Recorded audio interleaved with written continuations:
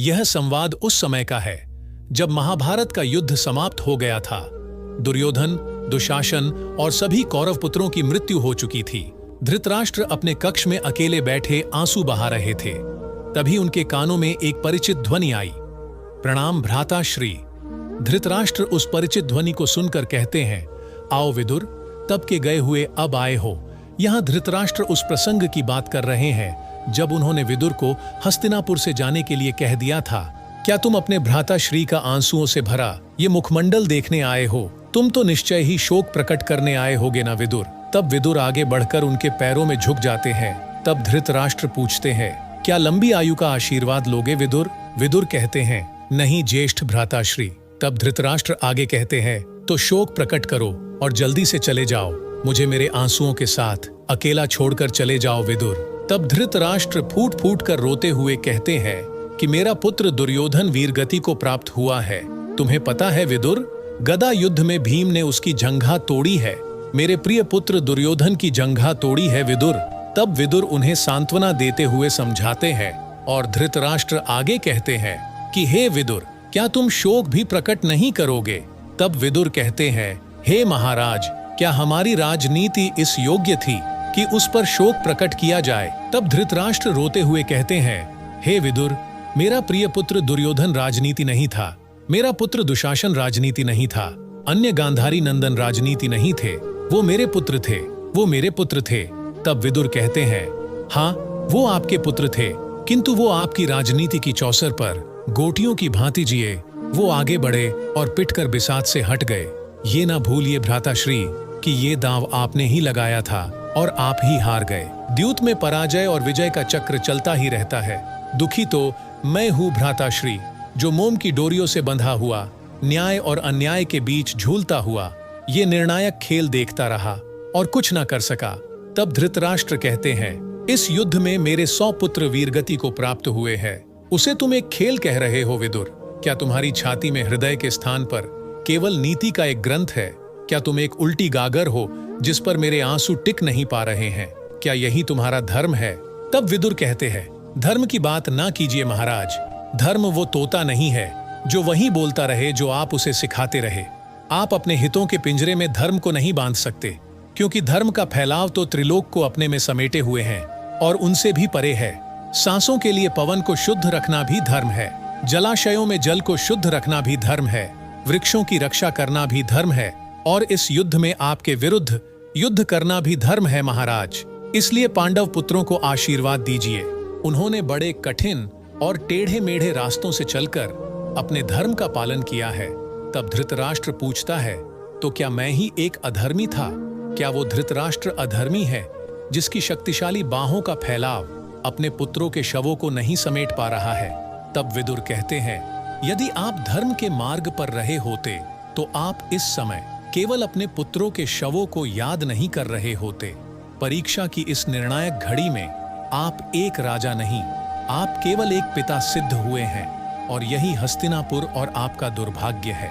आपने अपने पुत्र मोह और अपनी महत्वाकांक्षाओं से धक्के मरवा के धर्म को अपनी राजसभा से बाहर निकलवा दिया।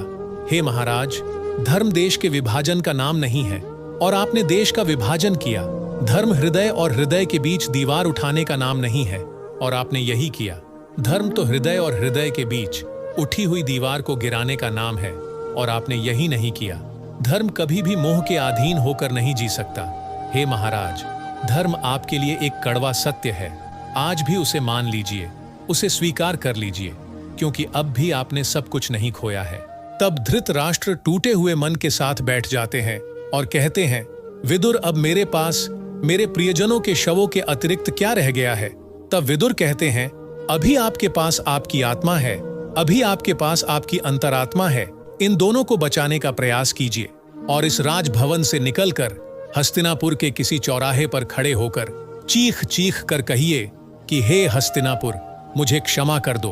तब धृतराष्ट्र कहता है कि क्या मैं उस हस्तिनापुर से क्षमा मांगू जो मेरे 100 पुत्रों के वीरगति को प्राप्त होने के पश्चात भी मेरे पास शोक प्रकट करने तक नहीं आया? तब विदुर कहते हैं, वो क्यों आता महाराज?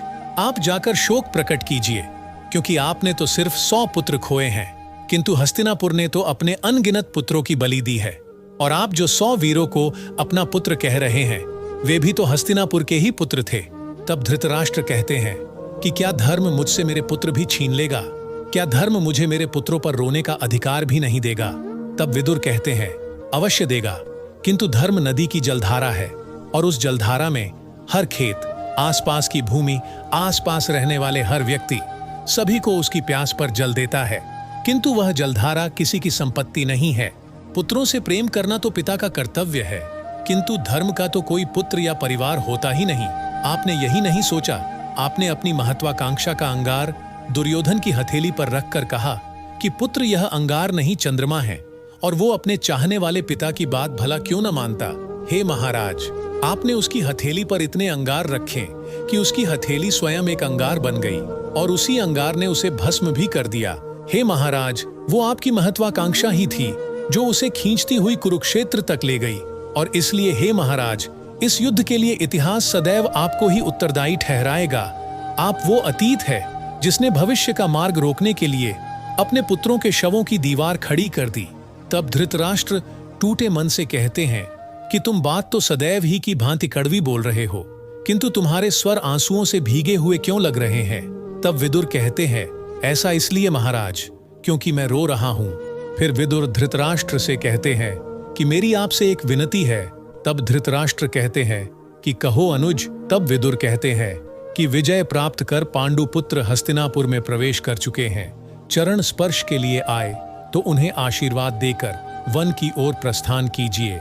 आप हस्तिनापुर का अतीत है और ये आपका परम कर्तव्य है कि स्वयं उठकर वर्तमान के लिए द्वार खोलो और उसे स्थान ग्रहण करवाने के उपरांत बीते हुए समय के अंधकार में चले जाइए। इसलिए अपनी महत्वाकांक्षा के दुखों को समेटना आरंभ कीजिए। भाभी श्री और राजमाता कुंती ने भी आपके साथ ही राज त्यागने का निर्णय लिया है। तब धृतराष्ट्र कहते हैं कि मैं उन दोनों का सामना नहीं कर सकता विदुर। तब विदुर कहते हैं कि उन दोनों का सामना किए बगैर तो आपको मोक्ष प्राप्त हो ही नहीं सकता।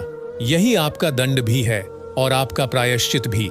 ये दोनों ऐसी माताएं हैं जो रणभूमि के दोनों छोरों पर अपने अपने भाग्य का शव लिए खड़ी हैं। उन दोनों के साथ होने से ही तो आपको यह ज्ञान मिलेगा कि आपने उस हस्तिनापुर के साथ क्या किया है जो आपको अति प्रिय था। उन दोनों का आपके साथ होना ही तो आपको यह बताएगा कि आपकी महत्वाकांक्षा आपके हस्तिनापुर को कितनी महंगी पड़ी। तो दोस्तों, ये था धृतराष्ट्र और विदुर के बीच आखिरी संवाद। उम्मीद करता हूँ ये संवाद आपको पसंद आया होगा। अगर पसंद आया हो तो वीडियो को लाइक और शेयर करें। चैनल पर नए आए हैं तो चैनल को सब्सक्राइब करें। धन्यवाद।